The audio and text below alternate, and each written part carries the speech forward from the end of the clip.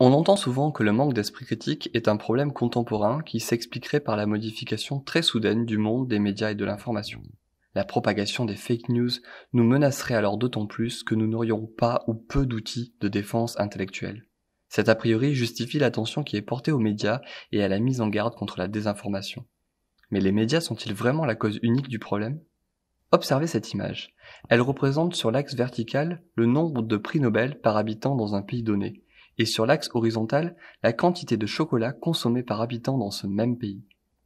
Se dessine une sorte de droite oblique qui associe positivement les deux facteurs. On parle d'une corrélation positive. Pensez quelques instants à ce qu'elle pourrait représenter. Peut-être vous êtes-vous dit que consommer du chocolat pouvait augmenter le nombre de prix Nobel dans un pays. Ou alors que consommer du chocolat pourrait rendre les gens plus intelligents.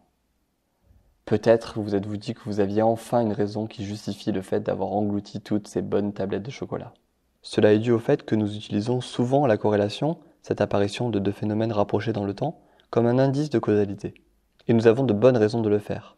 Quand on appuie sur l'interrupteur par exemple, la lumière s'allume ou s'éteint, les deux phénomènes arrivent l'un après l'autre et il y a bien un lien de cause à effet comme nous le supposons. L'utilisation de la corrélation nous permet donc d'expliquer ce qu'il se passe autour de nous. Du moins, cela est vrai dans la plupart des cas.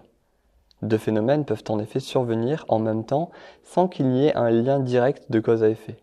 Dans le cas du chocolat, il est plus probable que le niveau de vie des pays explique à la fois l'accès à de longues études et à une ressource alimentaire chère comme le chocolat. La corrélation n'est donc pas un indice parfait de causalité. Quel est le rôle des médias au final ? Il est intéressant de constater que ceux-ci relaient l'histoire du chocolat et des prix Nobel en suggérant de manière plus ou moins directe la même idée que celle qui apparaît spontanément dans notre esprit, celle d'un lien de cause à effet entre consommation de chocolat et nombre de prix Nobel dans le pays, sans tenir compte ou préciser au lecteur que corrélation ne signifie pas obligatoirement causalité. Les médias jouent certes un rôle clé en mettant à notre disposition des informations et en nous les présentant d'une certaine manière. Cependant, nous n'avons pas besoin d'eux pour imaginer nous-mêmes des explications plus ou moins pertinentes à ce que nous observons.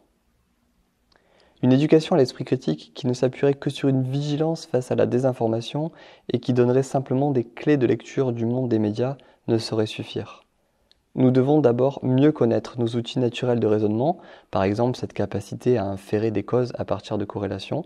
Nous devons également reconnaître les conditions dans lesquelles ces outils sont mis en défaut.